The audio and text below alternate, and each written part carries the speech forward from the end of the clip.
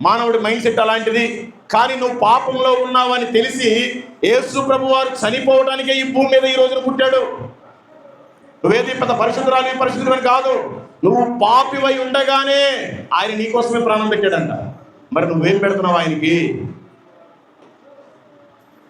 తెలుసుకోవాలి. అర్థవంతమైన జీవితం జీవించాలి. అర్థం లేకుండా ఉంటే వ్యర్థమే. రోమిలికి రాసిన పత్రిక 5వ అధ్యాయం 9వ వచనం ఈ విధంగా సెలవిస్తుంది: ఆయన రక్తము వలన ఇప్పుడు నీతిమంతులుగా తీర్చబడి మరింత నిశ్చయముగా ఆయన ద్వారా ఉగ్రత నుండి రక్షింపబడుదుము.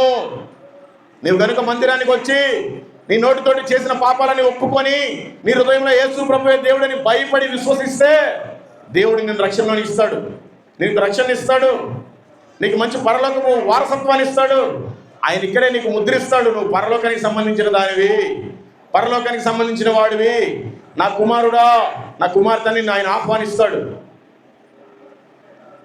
ఏదో వస్తున్నాము, పాటలు పాడుతున్నాం, చిల్లర మార్చాం, కానికేసాం, పండగ అయిపోయింది అనుకుంటే నీకు రక్షణ లేదు.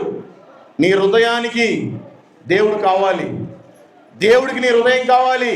కనీసం ఈ రోజైనా నీ హృదయంలో దేవుడికి అవకాశం ఇస్తావా?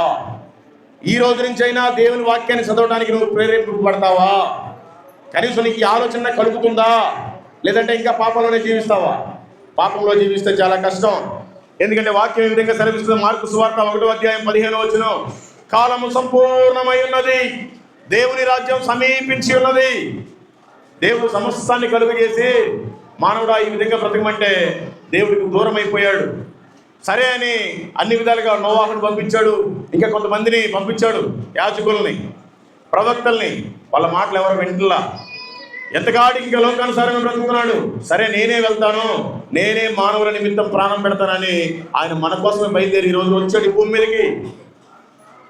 చాలా క్రిస్మస్లు అయిపోయాయి, చాలా సంవత్సరాలు గడిచిపోయింది.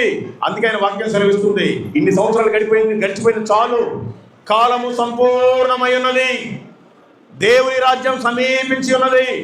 మీకు తెలుసో తెలీదు, మనకి ఈ రోజున కనిపించిన వాళ్ళు వచ్చే క్రిస్మస్ కల్లా కనిపించరు. ఏమైపోతున్నారు వాళ్ళంతా? దేవుని రాజ్యానికి వెళ్ళిపోతున్నారు. మరి నీదెప్పుడో ప్రయాణం. వెళ్తే ఏమైనా దేవుడికి సమాధానకరంగా ఉన్నావా?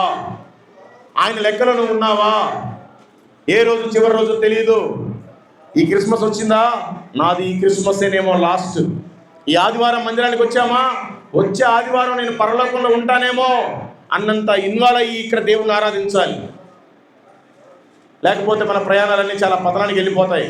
తెలుసుకోవాలి.